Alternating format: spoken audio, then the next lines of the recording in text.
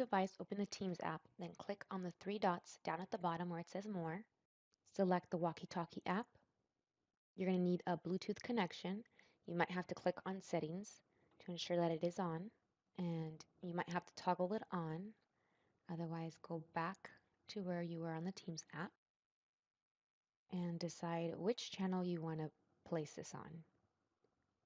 So I'm going to go ahead and choose the Teams Tuesday General channel here. And now I can click to connect. So here it lets me know that no one else is currently connected. So I have to let my other coworkers know that they should go ahead and get the Walkie Talkie app so they can use it. So then I would send them a call or a quick chat and let them know to join. And the number goes from 1 to 2, and then I can click to see who joined.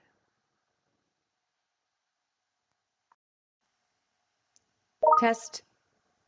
Can you hear me? Hello, I can hear you. Can you go to the back and see if we have model XY2500 of the light up keyboard? Of course, I'll get on checking it right now and let you know shortly.